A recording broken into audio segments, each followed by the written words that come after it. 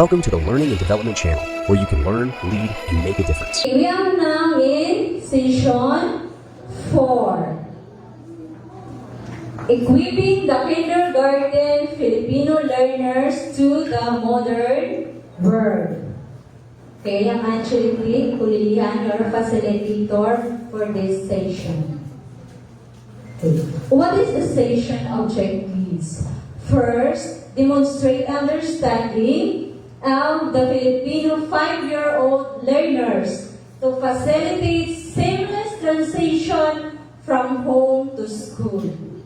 Determine activities that are developmentally appropriate to foster 21st century skills and share practices and strategies to promote a well-rounded educational experience among young learners.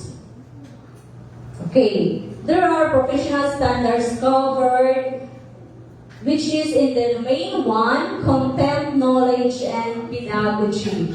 Here, it is a research-based knowledge and principles of teaching and learning. Strategies for developing critical and creative thinking, as well as other higher order thinking skills and classroom communication strategies. Next, in domain 2, learning environment, strand 2.2, fair learning environment. Stand 2.3, management of classroom structure and activities. Strand 2.6, management of learner behavior. Domain 3, diversity of learners. Stand 3.1, learners gendered. It is needs, strengths, interests, and experiences. Strand 3.2, learners linguistic, cultural, socioeconomic, and religious backgrounds. Domain 4, curriculum and planning. It is here learning outcomes aligned with learning competencies, relevance and responsiveness of learning programs. Then, personal growth and professional development. It develops the professional reflection and learning to improve practice strength and professional development goals. So now, we come to what is a vision wall. Okay. From now, you will have to write a goal, what you want to be after attending this training. What is your perspective goal? What do you want to achieve after the training? Or what you want to learn from attending this training? So you will write it in a mixed card. Then you will have to post it in our vision wall. Dito po. Nandito po yung ating vision wall. Okay, let's start po. Any word or a sentence that you have to write. It is your own perspective.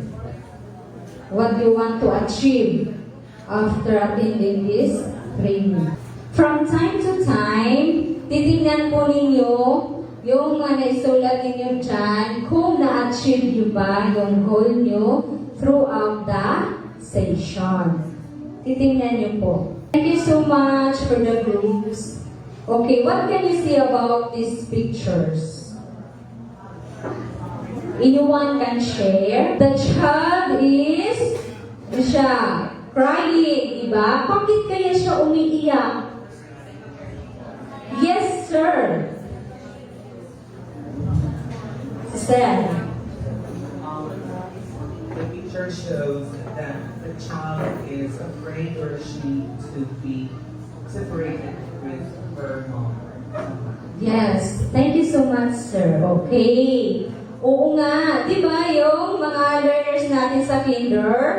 Di ba? Umiiyak sila. Bakit? Hindi pa sila prepared sa school. May anxiety pa sila papunta sa school. Kaya gayon.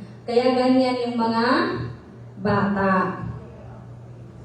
Okay, next. Number 1. Check your own paper, ha? Kindergarten is honest. Okay, number 1. The learner plays with his or her classmates. True or false? Yes, true. The learner does not follow the teacher's instruction in class. False.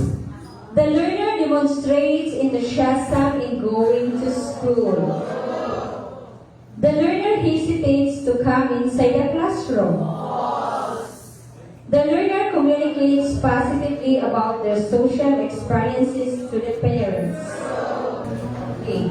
What parents to do to prepare children for school? So first, make the child aware of what will happen.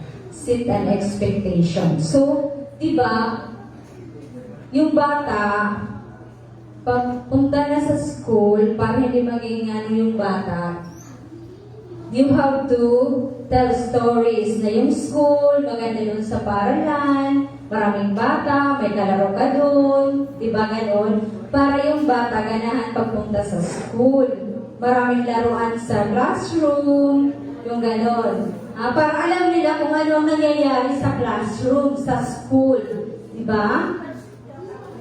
You have to set an expectation. Ano ba yung ano ng bata yung pagpunta sa school? Ano ba yung nasa school? Parang gano'n, di ba? Did you agree? Of course. Next, set up a morning routine.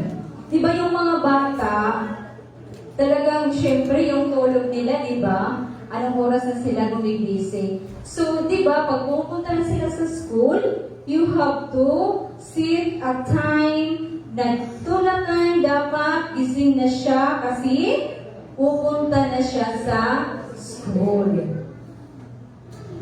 Oh, make sure that all his or her things are ready for school. So, tuturuan natin yung bata. Yung mga gamit niya, ilalagay niya sa bag niya. Kasi diba, pag minsan, pag may nakakalimutan siya, for example, syempre may activity sa school, tapos nakalimutan niya dalhin yung crayons niya, diba? Umiiyak yung bata. Oh, so you have to make sure na alam na niya kung ano mga gamit niya sa school, ilalagay niya sa bag niya para madala niya sa school. Okay. What can teachers do? Create an open and honest environment. So, they are free to feel,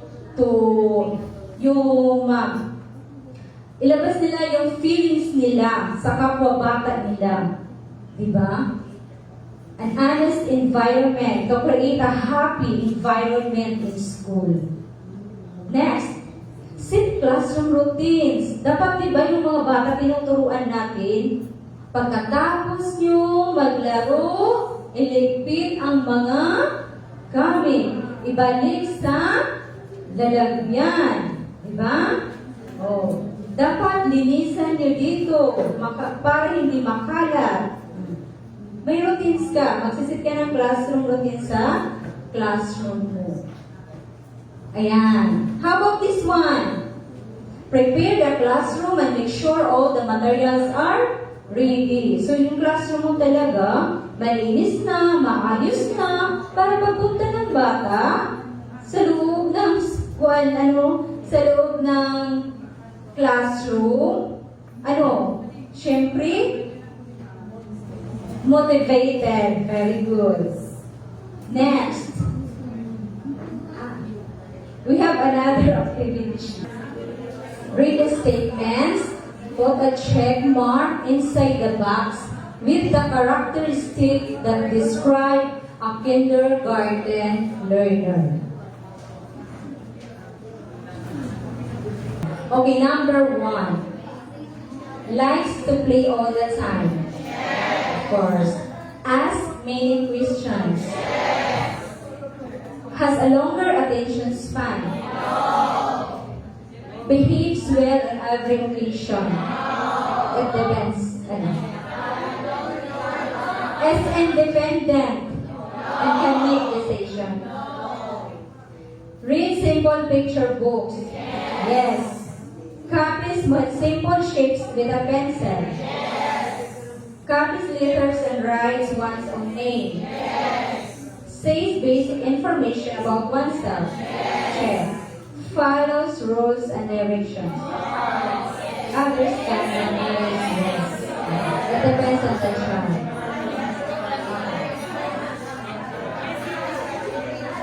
Lahat po ba tayo nakakuha ng sagot, tamang sagot? Very good po. Next, a characteristic of a kindergarten learner. What can you say about the picture? A kindergarten learner is? Yes, ma'am. She is prepared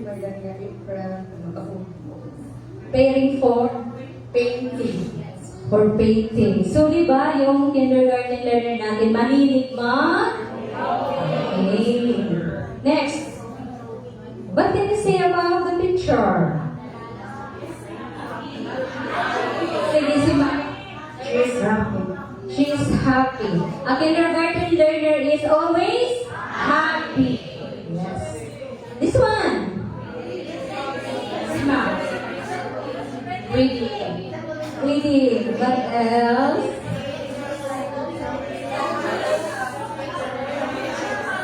Slow. Picture the Okay. Looking at the pictures of the book.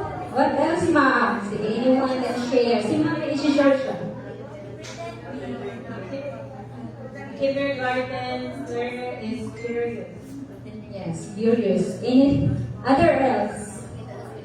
Meron pa? Eager to learn. What else? So yun ang characteristic ng kindergarten learner. What about this one? Yes, playful. A kindergarten learner is a playful. Yan. Anyone can share. Anong masasabi mo sa picture? This one, dito naman ako. Si Ma'am. Okay, Ma'am. Ayan, ano ginagawa ng bata? Okay, swimming with the peers and with the adult one. How about this one? Sporting. Sporting. A kindergarten learner is very active in jumping, running, riding. Diba? Yung talaga yung mga characteristics ng kindergarten learner. Hyperactive, sabi ni Sir. That one. Okay, the kindergarten learner knows how to use a tool in writing. Diba? Marunong na sila. This one. Okay, we have really book with her peers, classmates, and they are what? Discussing, yes ma'am. Sharing ideas, very good. Retelling the story, yes ma'am. How about this one? Religious.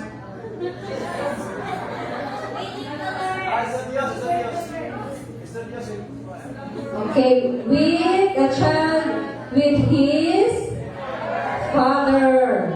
Okay, reading books.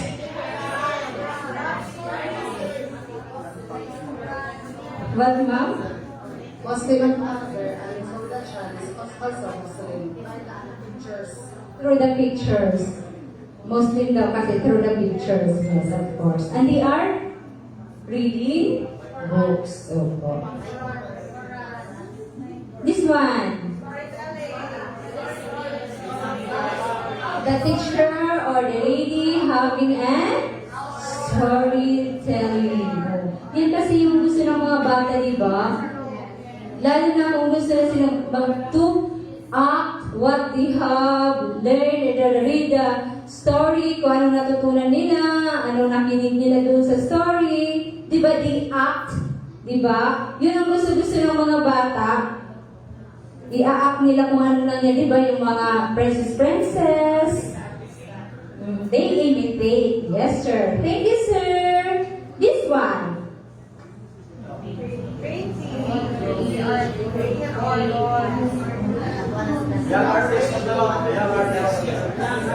They have a long span of time, this one. Okay, they are painting, but sometimes, pagkatapos niya, di ba, parang sasama sila, doon naman sa iba, di ba, yung kindergarten learner. Pagkatapos siya, nagsama na sila, doon naman sa iba. This one. Playful yung kindergarten learner natin. Talagang always naman. Masaya sila. They are playing with their playmates, classmates. Okay. This time, we will watch for a video about marshmallow experiment.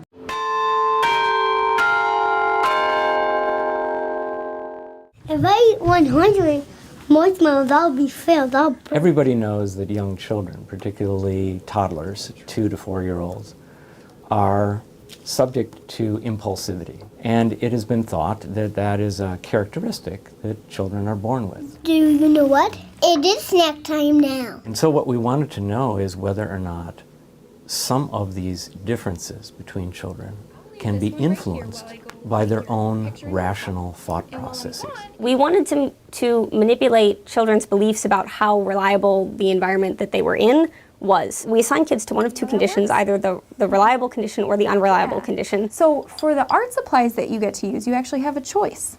You can either use these crayons right now, or if you can wait for me to go get some from the other room, you can use our big set of art supplies instead. The kids in the reliable condition, when the experimenter came back into the room, had the better thing. And for the kids in the unreliable condition, the experimenter apologized and said she'd made a mistake. We didn't have that available and then helped them use the first option. Listen, I'm so sorry, but I actually don't have that big set of art supplies I told you about. Sorry about that. But you can still use these ones to make your project. A classic example of a task in which children show impulsivity is what's called the marshmallow task. For your snack, you have a choice. Look what I've got. Marshmallow. Yeah, so wait just a second, let me explain.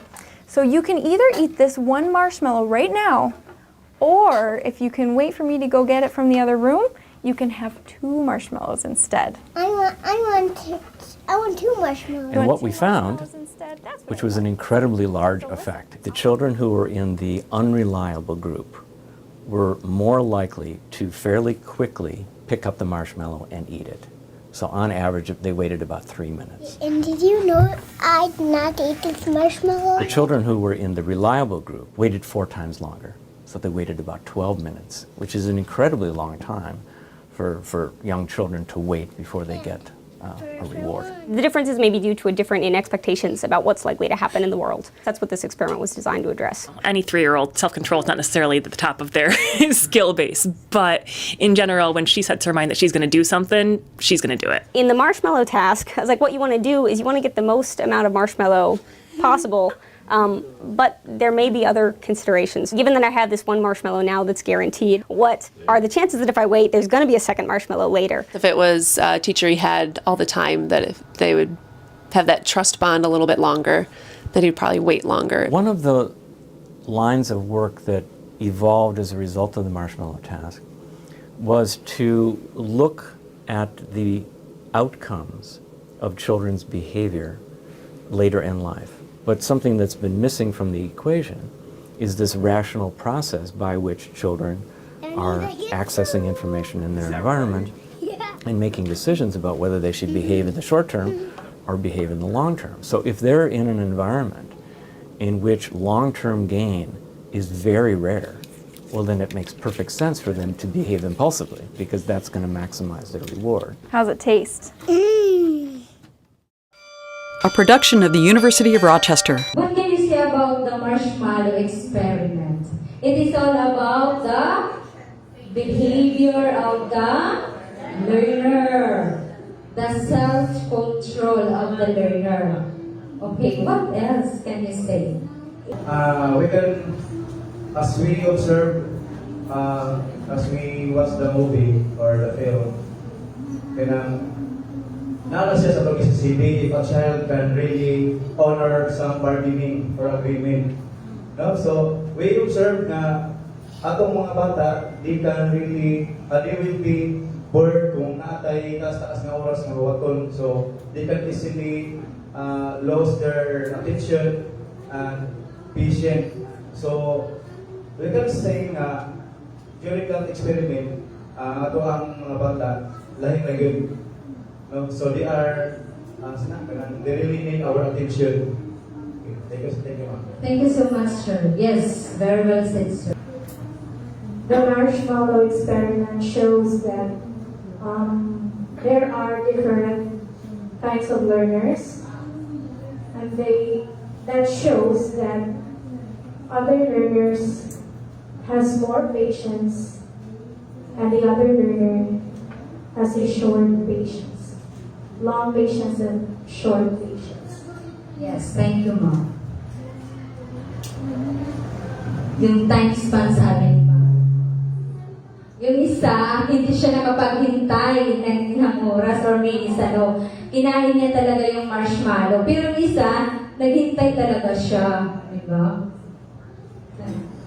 Okay, this time, we have a group activity. So, you have to answer this question. What was the reaction displayed by the learners? Group activity po tayo. Yes, ma'am, per table. Thank you, ma'am. Second question, do they have the same reaction and the instruction given? Third question, why do you think we need to understand the marshmallow test? The reaction is displayed by the learners. So, for our answer, we have happy, excited, and impatient. Okay, so, at first, because they will be receiving words, also excited. And however, later, the invocation, the self-control, and patient sa kapatid. For number 2, what was the reaction and the instruction?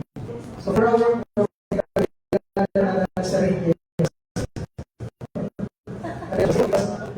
the both of the children were happy and excited because of the reward.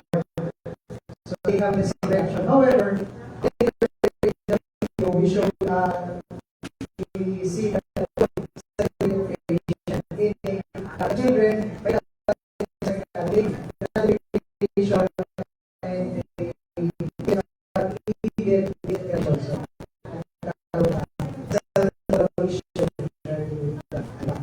Number 3, understanding the marshmallow test is crucial for grasping important aspects of human behavior, from self-control and positivity to cognitive development and social intelligence. That's all. Thank you so much, sir. Yan ang tatlong bagsan, sir. 1, 2, 3. Thank you. So, it means that every learner have different behavior. Then different reaction. Because they are unique individual.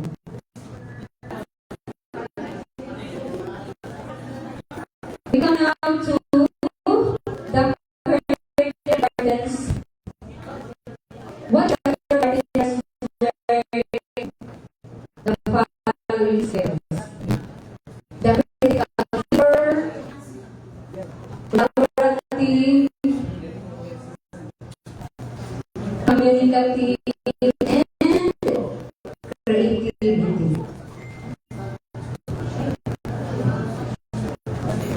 We have an activity shape for the answer.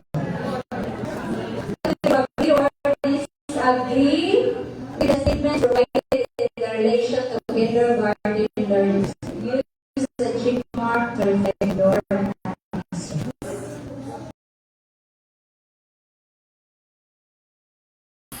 As stated in the Matitag Kindergarten Curriculum. Kindergarten curriculum acknowledges that in order for all learners to develop knowledge and skills to be globally competent, learners must be immersed in meaningful experiences from school and beyond. This can be attained through mastery of significant concepts and skills, as this is a key factor in determining learners' achievement.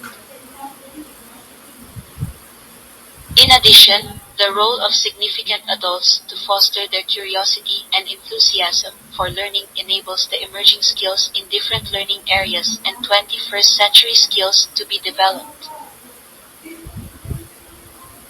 These include information and media literacy that allows critical and functioning skills to be fostered in a media-driven and technology environment.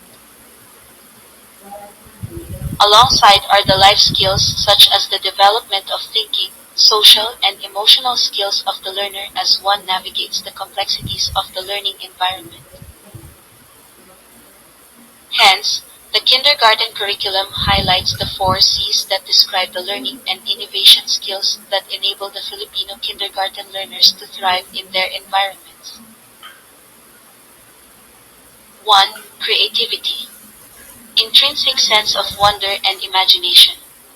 Capable of expressing their thoughts and feelings in many forms. 2. Critical thinking.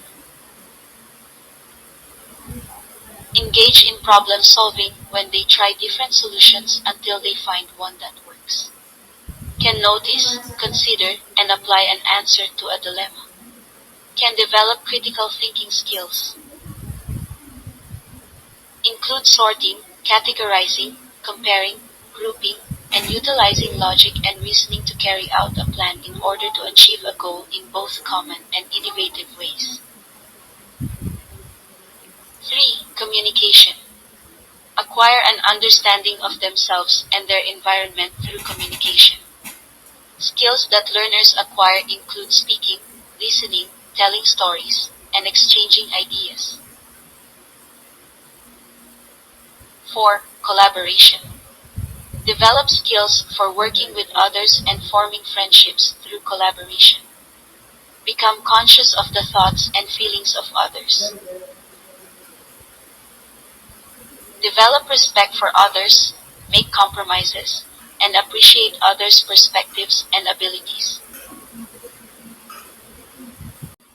Why are the 21st century skills important? 21st century skills are important because they help prepare our little ones for the world they will grow up in. It helps students develop the skills they need for the real world. It prepares students for an increasingly globalized world. It helps students learn how to learn. It helps students develop a love of learning. It's more relevant to students' lives. These skills go beyond reading and counting. By learning these skills early on, our children become ready to face new challenges and be successful in the future. There are elements for the development of 21st century skills. The elements that will develop the 21st century skills of the learners. Provide opportunities for students to work on projects that allow them to be creative and use their critical thinking skills. Use online research tools, video conferencing software, and social media platforms to help students learn more effectively. Promote global awareness in your classroom by incorporating international news stories to your lessons. Having guest speakers from other cultures visit your class, or taking students on field trips to local cultural institutions or events.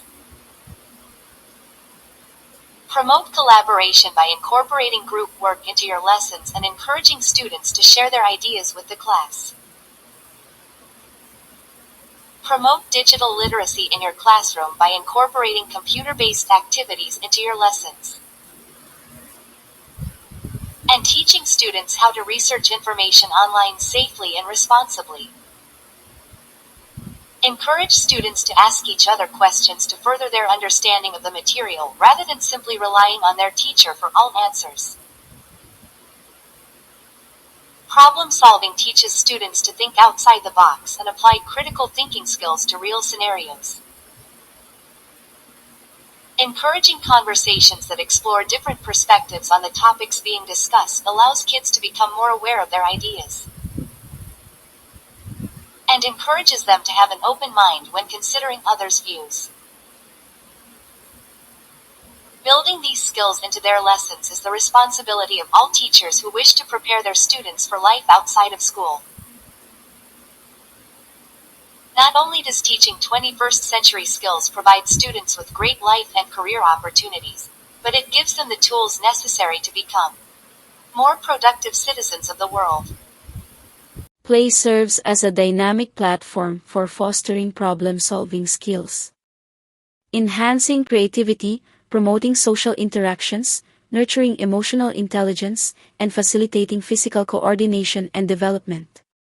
By integrating play into educational practices, educators can create a holistic learning environment that addresses various facets of a child's development, laying a foundation for comprehensive and well-rounded growth. The developmental domains best developed through play-based teaching and learning.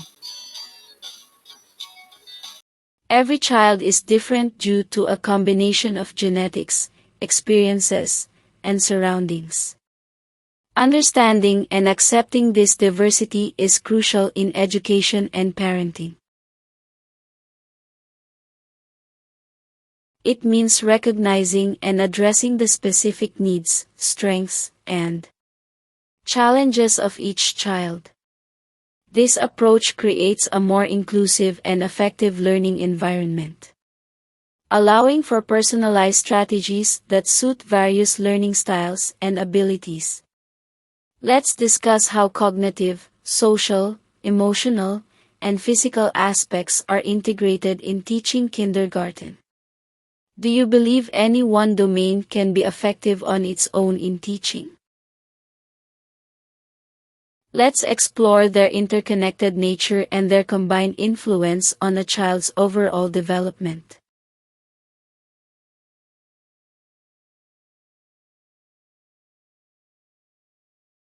One, how is each domain integrated in teaching kindergarten? In teaching, we blend cognitive activities for thinking skills, social interactions for collaboration, a positive environment for emotional growth, and physical activities for motor skills. This ensures a well-rounded approach to support children's overall development.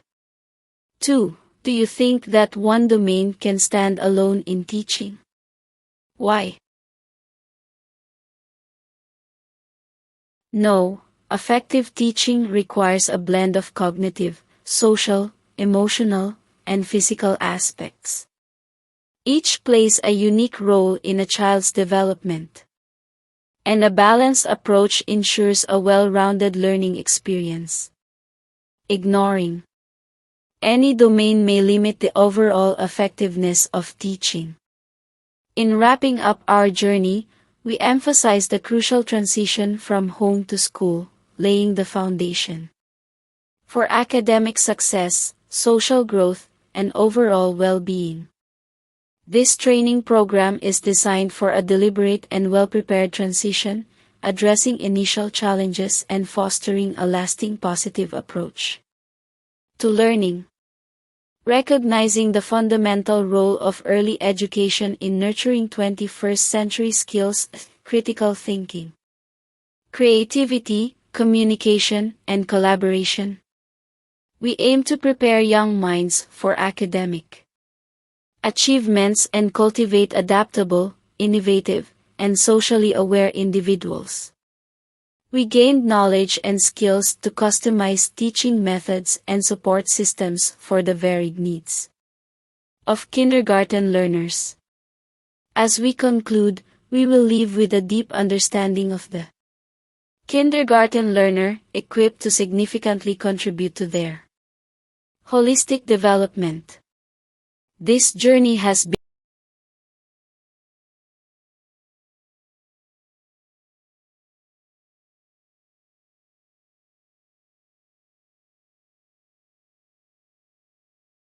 fostering holistic growth, innovation, and adaptability in the hearts and minds of every child. Do you know that essay, Everything I Need to Know I Learned in Kindergarten? It's like a friendly reminder that the simple lessons we teach our little ones, like being kind, sharing, being responsible, and taking care of themselves, stick with them as they grow up. These lessons are like a special guide that helps them make good choices as they get older. So, when we see our little ones being kind or sharing, we're helping them build a strong foundation that stays with them on their journey from being little kids to big grown-ups. Keep nurturing those little hearts and minds because, as kindergarten teachers, we're not just teaching lessons, we're laying the groundwork for a lifetime of kindness and responsibility. Together, we're shaping the future, one small act of sharing and caring at a time.